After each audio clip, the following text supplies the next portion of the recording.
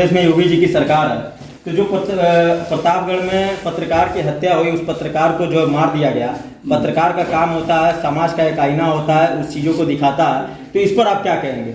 देखिए, हत्या के बारे में हमारे नबी ने एक बड़ी ऊंची बात की थी कि एक इंसान की हत्या करना मानव जाति की हत्या करना है, कि उससे कितने बच्चे पैदा होते, कितने उससे होते, किससे होते, इस तरह का है। हत्या का कभी भी समर्थन नहीं किया जा सकता है, हत्या का निषेध भी होनी चाहिए और हत्यारों को सजा भी मिलनी चाहिए। रह गई ये चीज कि भाई साहब, अंधे कई प्रकार के होते हैं, कुछ प्राकृत के जरिए अंधे हो जाते हैं और कुछ पद के अंदर आकर के अंधे हो जाते हैं। तो जहां पद के अंदर हुआ आदमी अगर अंधा है, तो आप ये बताइए उसे हम आईना और चश्मा दे करके भी क्या करेंगे, जो मगरूर होकर इंसानी सेवा से दूर है। पत्रकारों को चाहिए कि वो इस अत्याचार के खिलाफ अपनी लेखनी को मजबूत करें, हम उनके साथ खड़े हैं। सर, आपसे आखिरी सवाल, आप जो है महाराष्ट्र के नागपुर से चल करके यहाँ आए हैं, जहाँ तक मुझे जानकारी है, और आरएसएस का जो है लखनऊ में ही उनका जो है अस्थाई हेडक्वार्टर बनने वाला है, क्या दोनों संयोग एक साथ है? देखिए, जमीन को कब्जा करने उनका कार्य है और योगी जी ने उन्हें लखनऊ में जगह दिया है आरएसएस को। अब बुनियाद वो इमारत की डाल रहे हैं, ईंट मिट्टी की इमारत बनाएंगे या आरएसएस के विचार को वहाँ से फैलाएंगे, ये वो जाने। लेकिन उनका वो केंद्र बना सकते हैं। और उत्तर प्रदेश में आज उनकी सरकार है। मैं एक चीज़ जानता हूँ कि आरएसएस और भाजपा एक ही है, चाहे वो यहाँ हेडक्वार्टर बनाए या वहाँ हेडक्वार्टर बनाए, देश में जो उनको काम करना है वो करेंगे। अब वो उनकी इच्छा है, ज़मीन उनके पास है, बनाएंगे कि नहीं बनाएंगे, उनका एक ही उद्देश्य है, भारत को हिंदू राष्ट्र बनाने का उद्देश्य है। और हिंदू राष्ट्र भारत बने न बने ये जनता के ऊपर निर्भर करता है। जी सर, बहुत बहुत धन्यवाद। देखिए, हमें भाजपा को रोकना नहीं है और न भाजपा हमारे नज़र में है। हमें जनता के ऊपर होने वाले जुल्म को रोकना है और उस जुल्म को करने वाले किसी भी व्यक्ति को, किसी भी पार्टी को रोकना है। हमारा विरोध भाजपा से नहीं है, हमारा विरोध जो है सरकार के उन कार्य से है जो शोषण का कार्य कर रही है सेवा का नाम लेकर के। इसलिए मुझे इस पर कुछ भी नहीं कहना है और रोकने का काम हम नहीं करते हैं, रोकने का काम जनता करती है और जनता सब कुछ जानती है और जनता को केवल सजग करना मेरा काम है। सोई हुई जनता हो तो हम जगा देंगे, मगर ये जनता अगर है तो सब जानते हुए भी है। इनके अंदर एक चीज़ है, एक छोटी सी कहावत आपके सामने कह दूं। एक घड़ा चुनाव निशान था और एक कुल्हाड़ी था। घड़े और कुल्हाड़ी के बीच में जब इलेक्शन हुआ तो पूछा गया जंगल की लकड़ियों से कि तुम वोट किसको दोगे, तो उन्होंने कहा हम कुल्हाड़ी को देंगे। नेता ने समझाने का काम किया कि घड़ा तो तुम में पानी डाल करके हरियाली देता था, तुम उसे वोट नहीं दोगे। तो लकड़ियों ने कहा मैं उसे क्यों वोट दूं, वो भले मुझे काटता है लेकिन कुल्हाड़ी के अंदर जो लगा हुआ बेंट है बिरादरी का है, इसलिए हम कुल्हाड़ी को वोट देंगे, घड़े को वोट नहीं देंगे। तो जहां इस तरह की भावना आ जाए कि मुझे काटे पीटे कुछ भी करे, बिरादरी है, तो देश नहीं चलेगा।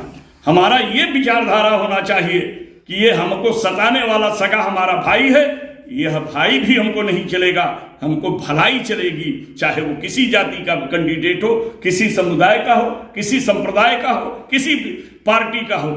जब ये विचार जनता के अंदर आ जाएगी तो अत्याचार अपने आप रुक जाएगी। तीसरे मोर्चे के गठन के बारे में कुछ? हाँ, हुई, अभी उसका गठन नहीं हुआ है। देखिए, राजनीति में दो चीजें बड़ी साफ होती हैं। एक दबाव की राजनीति करना, जैसे अगर आप पड़ोस में कहें हम ऊंचा मकान बनाएंगे तो सामने वाला कहता है कि सूरज की रोशनी रुक जाएगी पूरब तरफ है, तो आपसे बैठ के कहता है भाई हम लोग ठीक से रहें। इस वक्त भाजपा की मनमानी इतनी बढ़ गई है, सेंट्रल सरकार की और उत्तर प्रदेश सरकार का इस तरह का व्यवहार बढ़ गया है कि इस व्यवहार को रोकने में यूपीए के जो दल हैं वो भी ठीक नहीं हैं। और जब दूसरे को मिलाने की बात करते हैं तो यूपीए चेयरपर्सन जो हैं वो सोनिया गांधी हैं, उनके अंदर भी किसी तरह का कुछ दिखाई नहीं देता है। तो पवार साहब ने सोचा कि एक शक्ति को हम लोग इकट्ठा करें, और उस इकट्ठा करने के लिए जो भाजपा के एनडीए के गठबंधन में नहीं है, यूपीए में हैं, लेकिन अगर वो हमारे साथ आते हैं, हम भी यूपीए में हैं, हमारे साथ बैठते हैं, तो एक शक्ति को पैदा करें और इस शक्ति के जरिए जनता के ऊपर होने वाले अत्याचार को रोकने का काम करें। यानी आप कांग्रेस को लेकर नहीं चलेंगे साथ में? कांग्रेस अगर हमारे साथ चलेगी, हम तो कांग्रेस के साथ अभी भी हैं, लेकिन अगर कांग्रेस की जिद से हमारे लोगों में बिखराव पैदा हो और भाजपा को लाभ हो, तो ये लाभ तो हम देने के लिए तैयार नहीं है।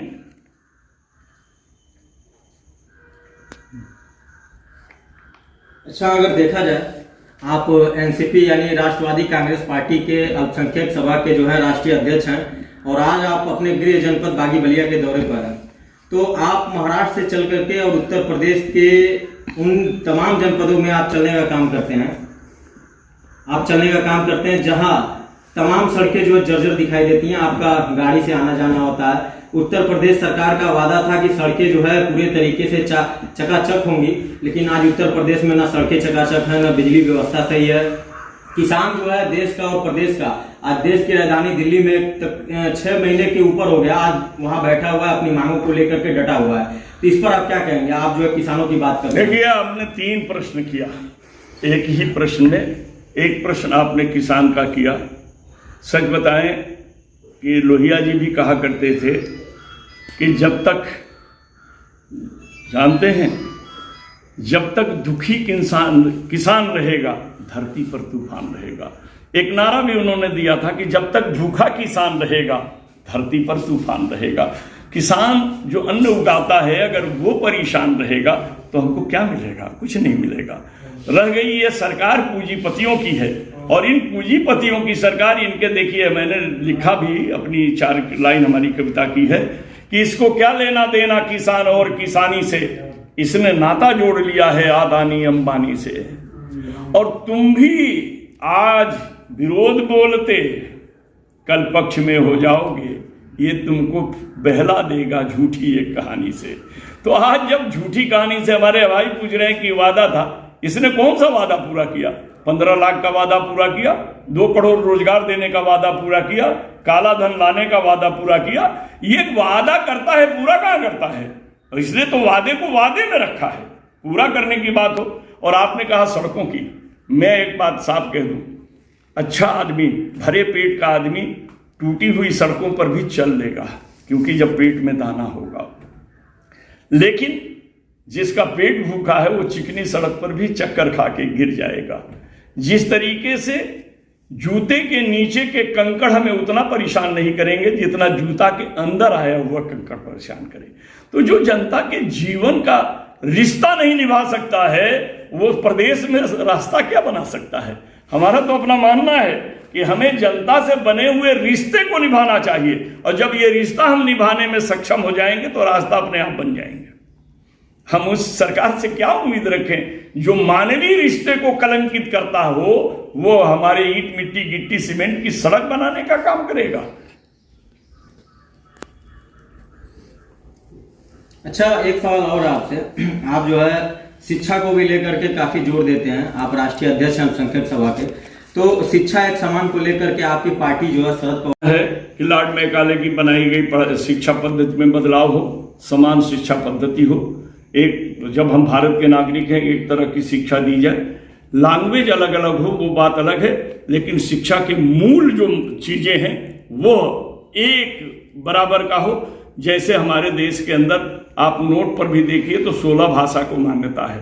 तो हमारा लैंग्वेज पर के प्रति लड़ाई नहीं है, लेकिन लड़ाई ऐसा है कि हमारे यहाँ खुद ही गवर्नमेंट ने मान्यता दे के रखी है, एक स्टेट एजुकेशन बोर्ड को दी है, चाहे उत्तर प्रदेश स्टेट एजुकेशन हो, महाराष्ट्र स्टेट एजुकेशन हो, बिहार हो, और एक सीबीएसई बनाकर रखी है, सेंट्रल एजुकेशन बोर्ड बनाकर रखी है। तो जहां 2 तरह की आप धारे लेकर चलेंगे, एक टाई में बच्चा जाता है और एक साथ में चटाई लेकर बच्चा जाता है। हम तो समानता की बात करते हैं, और आज भी हम चाहेंगे कि शिक्षा एक तरह की हो, एक जैसा हो, और लैंग्वेज चाहे उसकी कोई भी हो। अगर केरल में है तो केरलियम में हो, मद्रास में हो तो तेलुगु में हो, जहां भी हो, जिस तरह से हो, लैंग्वेज पर हमारी बात नहीं है, लेकिन उसकी मूल ढांचे में एक समानता होनी चाहिए और हम उसके लिए तैयार हैं। मगर आप जानते हैं एक शेर भी है कि भरा है पेट तो जमाना जगमगाता है, लगी है भूख तो ईमान डगमगाता है। आपके घर में पैसा है तो आप बच्चे को क्लास के अलावा भी ट्यूशन लगा लेते हैं। अगर आपके घर में पैसा नहीं है तो आपका बच्चा भी स्कूल कॉपी में नहीं होने की वजह से जाने की इच्छा रखने के बाद भी मास्टर से मार खाने के डर से स्कूल नहीं जा पाता है। तो मेरा तो ये मानना है कि जब तक हम समता के भाव को जन्म नहीं देंगे, समान शिक्षा जन्म नहीं लेगी। क्योंकि एक चीज आप समझ लीजिए कि आपको घी चाहिए तो घी के लिए आपको दही चाहिए, दही के लिए दूध चाहिए, दूध के लिए दुधारू जानवर चाहिए, दुधारू जानवर के लिए चारा चाहिए, चारा के लिए जमीन चाहिए। तो ये सारी चीजें तब होंगी जब हम समता के भाव में आ जाएंगे, समानता के भाव में आ जाएंगे। और जब हमारे अंदर से भेदभाव मिट जाएगा तो शिक्षा का भेदभाव भी अपने आप मिटने का काम करेगा। अगर देखा जाए, आप जो है जब उत्तर प्रदेश के दौरे पर रहते हैं महाराष्ट्र से चल करके, और जब यूपी आने को होता है तो आप अपने संगठन को लेकर काफी सक्रिय दिखाई देते हैं। तो आने वाला जो चुनाव है 2022 का, उसको लेकर के तमाम राजनीतिक पार्टियां सक्रिय हो गई हैं, तमाम गठबंधन किए जा रहे हैं, तमाम जो है मीडिया पे खबरें आ रही हैं। तो क्या 2022 का जो अगला विधानसभा का चुनाव है उत्तर प्रदेश का, जो सबसे बड़ा चुनाव माना जाता है, क्योंकि उत्तर प्रदेश में यही से राजनीति शुरू होती है, उत्तर प्रदेश से जो है एक बड़ा हिस्सा माना जाता है, यहाँ से राजनीति का सफर तय किया जाता है। तो क्या आपकी पार्टी जो है उत्तर प्रदेश में चुनाव लड़ेगी? देखिए, हमारी पार्टी चुनाव लड़ेगी कि नहीं लड़ेगी ये बात की बात है, लेकिन इस सरकार को हटाने के लिए हम कितना सहयोग कर सकेंगे, किसके साथ बैठ सकेंगे, किसका साथ दे सकेंगे, आपको जानकर पता होगा कि हमने बिहार में चुनाव नहीं लड़ा। एबी फार्म जाने के बाद भी हमारे एक भी स्टार प्रचारक बिहार में प्रचार करने नहीं गए, क्योंकि हमारे जाने से दूसरे वोट जो है वो बर्बाद होने के कगार पर थे, हमने छोड़ दिया। बंगाल में भी हमने अपना चुनाव नहीं लड़ा, हम राष्ट्रीय मान्यता प्राप्त हमारी पार्टी है, लेकिन हमने चुनाव नहीं लड़ा। हमने नहीं सोचा कि हमारी मान्यता को क्या होगा, क्या जाएगा। लेकिन आने वाली चीजों में ये बात तो आप चाहे माने न माने, ये आपकी मर्जी पर है। पूरा भारत शरद पवार की तरफ देख रहा है और इस नजर से देख रहा है कि मोदी का सही विकल्प अगर कोई है तो भारत के अंदर शरद चंद्र जी पवार हैं, जो मोदी का विकल्प बन सकते हैं, जो मोदी को चुनाव हराने का के लिए प्रधानमंत्री के नेतृत्व का व्यक्ति बन सकते हैं। ये सभी लोग उस तरफ देख रहे हैं और इन चीजों को देखने के कारण ही हमारा मानना है, हम लड़े या न लड़े, जो लड़े वो भाजपा को हरा दे, इस उद्देश्य से हम काम करने का। क्या आप उनको एक चेहरा प्रस्तुत करेंगे अगर तीसरा मोर्चा आप अगर ये गठबंधन के बाद की बात है।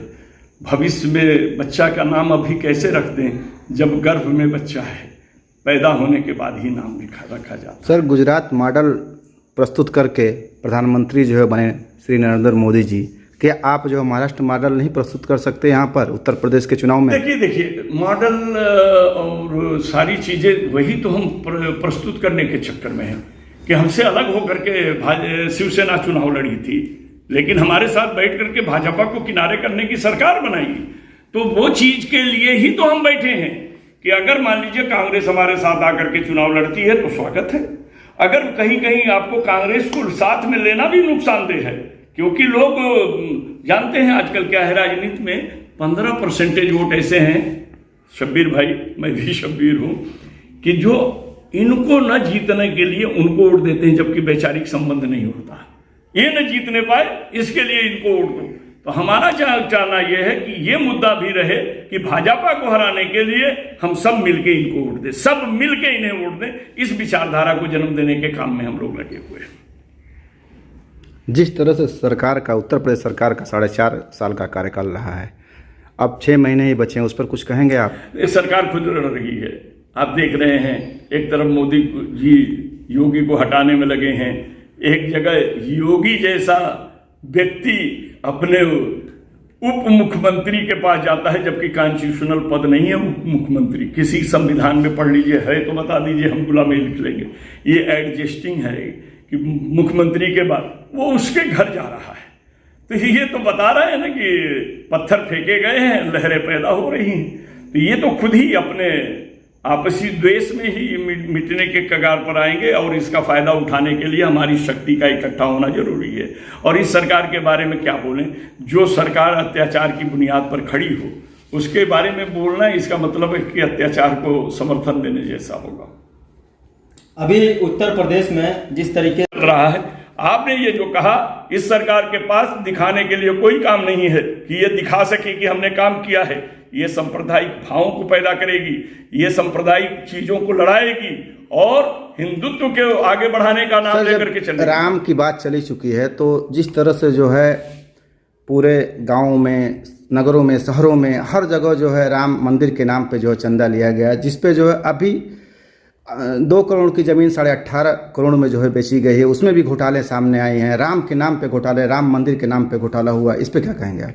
मैंने आपसे कह दिया ना कि आपको जो घोटाला दिखाई दे रहा है उतना ही घोटाला नहीं है, बहुत से घोटाले हैं। आप देख लीजिएगा, वैक्सीन का मामले में सुप्रीम कोर्ट को कूदना पड़ा। अपने समय जहां भाजपा शासित राज थे उसको दूसरे रेट से देने की बात थी, दूसरे को दूसरे रेट पर देने की बात थी। मेरा ये कहना है कि देखिए, जहां शिष्टाचार नहीं होता है वहां भ्रष्टाचार अपने आप रहता है। और भ्रष्टाचार तो राजनीति के अंदर, एक बात कहूं तो बुरा ना मानिएगा, वो एक हिस्सा बन चुका है। पहले अदाकार नेता नहीं होते थे, पहले field worker, mic worker, brain worker नेता होते थे। अब तो अदाकार, मक्कार और सबसे बड़ा मालदार वो नेता बन रहे हैं। नीतियां व्यापार के तरफ जा चुकी हैं, राजनीति में से राज रह गया है, वो नीति समाप्त हो गई है। जिस नीति और रीति से जनता की सेवा की जाती थी, आज सेवा के भाव कहे जाते हैं, सेवा की भावना नहीं है। भाव और भावना में अंतर होता है साहब। दिखाने, जैसे हाथी के दिखाने के दांत अलग होते हैं, खाने के अलग होते हैं। भाव जब तक भावना में न बदले, जिस तरीके से आपका जो संस्कार है वो व्यवहार का हिस्सा न बने, तो आप कुछ भी नहीं कर सकते हैं। केवल नारों से सरकारें नहीं चलती हैं, सहारों से सरकारें चलती हैं। जब हम जनता का सहारा बनते हैं तब सरकार चलती है। सर, ये दायित्व जो आप कह रहे हैं कि सरकार जो है किसी भी मुद्दे को उठाइए, लोगों को जेलों में डाल देती है, ये दायित्व किसका है? जनता का है कि विपक्ष का है? देखिए, विपक्ष नाम की चीज रही कहाँ गई है? मान्यता तक तो नहीं मिली है, क्योंकि मान्यता के लिए भी 55 विधायक चाहिए, MP चाहिए। सेंटर में कहाँ मान्यता मिली है?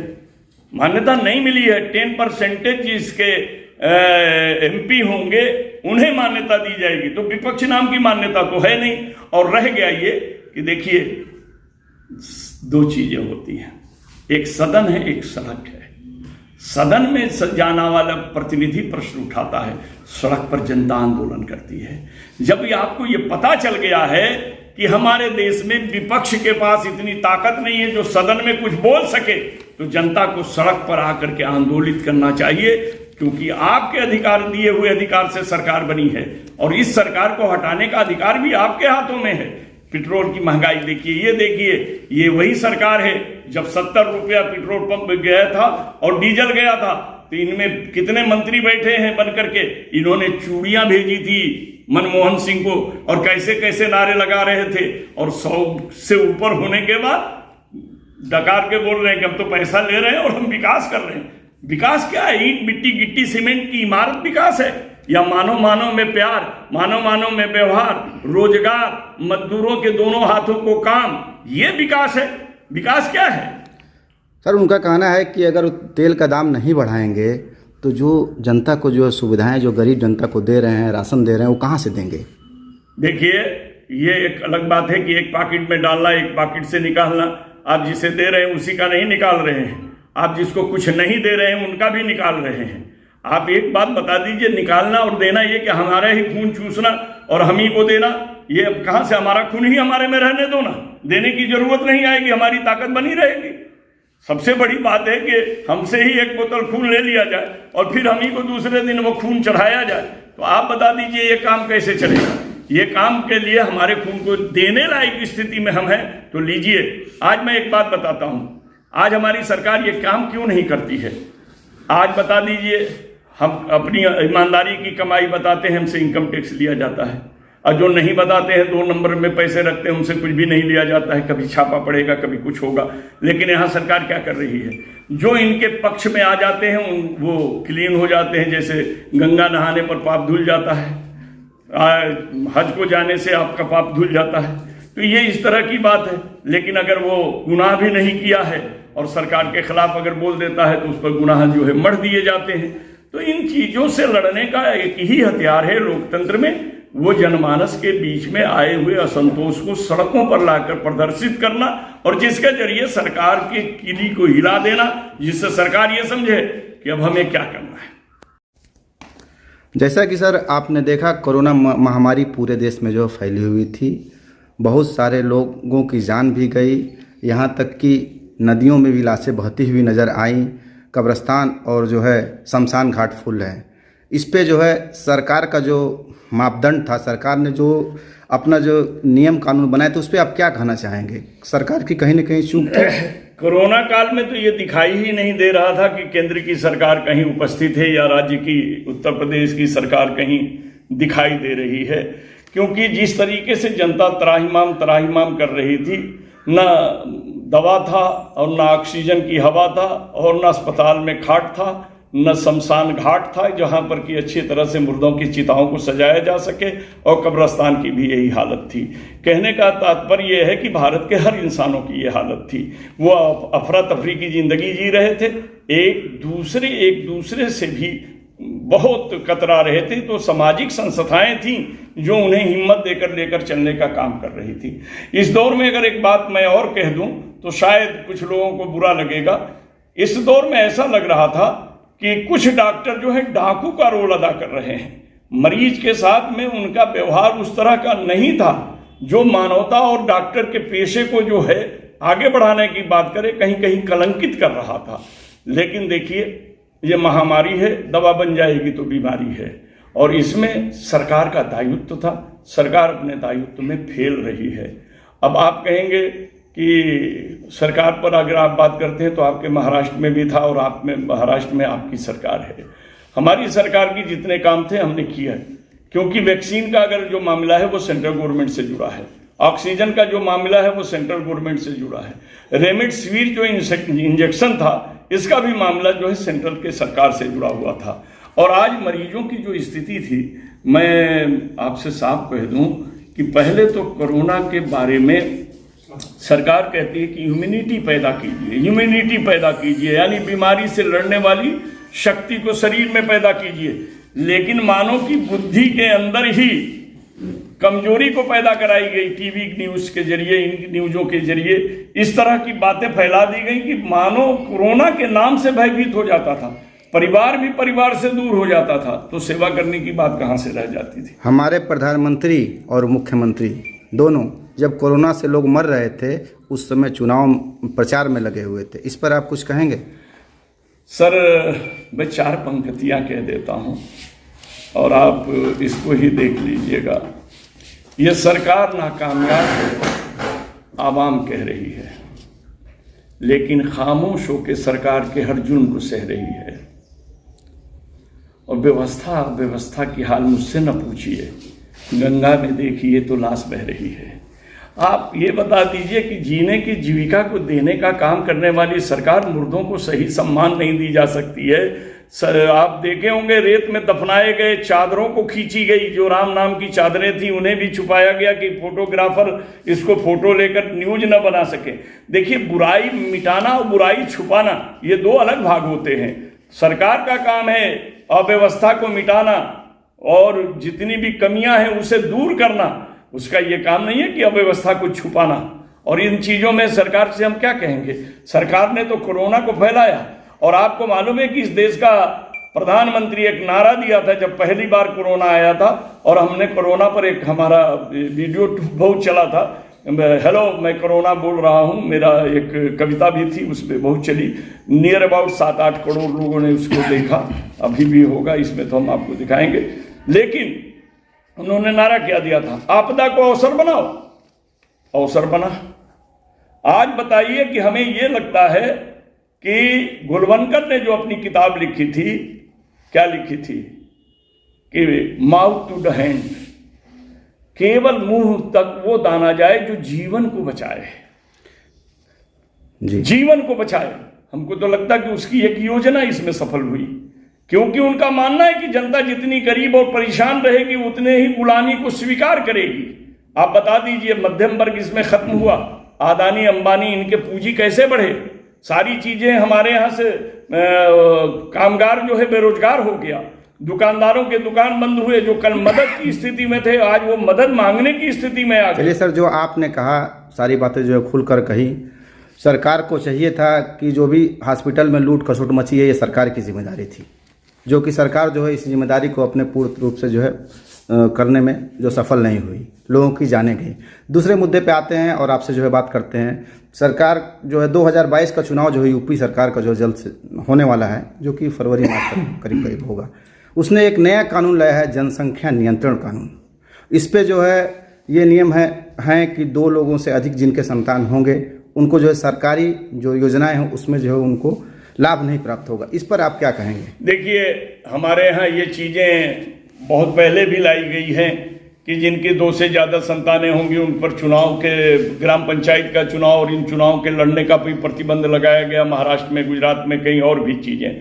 मेरा ये मानना नहीं है कि आप कानून कोई भी लाए, राष्ट्रहित में लाए तो हमारा काम है इसको किया जाए, लेकिन यह एक समुदाय को टारगेट करने के उद्देश्य से लाया जा रहा है। और मैं आपसे एक बात साफ कह दूं कि इस सरकार से, यानी इस सरकार से मतलब आप ये समझिए भाजपा की सरकार से जनहित के कार्य की उम्मीद करना ये जनता के लिए मूर्खतापूर्ण। सर, आप कैसा कर रहे हैं? ये सरकार तो राम राज्य के नाम पे आई थी। तो मैं बता रहा हूं, आप पूरा तो सुनिए कि इनसे ये उम्मीद रखना, राम के राज्य में क्या हुआ था, कोई तो बता दे कि राम का राज्य क्या था। राम तो खुद ही अपने जब घर आए थे तो धोबी के कहने पर अपनी पत्नी सीता को छोड़ दिए थे, और ये तो न किसी के कहने पर अपनी जिम्मेवारी को झटकने के लिए अपनी पत्नी को छोड़ दिया और अपने फार्म में भरता था कि कुंवारा हूं, तो ऑब्जेक्शन लेने पर भरा गया। राम राज्य की बात करने, देखिए कभी भी इतिहास को पढ़िए, हम आपको बता दूं, हमने उपनिषद पढ़ा, हमने वेद पढ़ा, हमने यजुर्वेद पढ़ा, सामवेद पढ़ा, अथर्ववेद पढ़ा, हमने ये सारी किताबों का, रामायण में वाल्मीकि रामायण पढ़ी, तुलसी कृत रामचरितमानस पढ़ा, कहीं नहीं है राम के अवतार की बात है कि जब जब होए धर्म की हानि, बढ़े असुर अशुभ अभिमानी, तब तब राम ले है अवतारा, करें दुष्ट संहारा। राम के राज की अगर बात है तो दुष्टों के संहार की बात है। दुष्ट तो सत्ता में बैठे हैं, तो फिर आप कैसे राम राज की बात कर सकते हैं? राम के नाम पर भिखारी भी पैसा मांगता है, और राम के राज नाम पर आज राम मंदिर बनाने वाले ट्रस्ट ने भी पैसा लिया है। वहां भी आप देख लीजिए किस तरह का लूट है। एक तो केवल राम के नाम पर पेट को जिला रहा है, और एक राम के नाम पर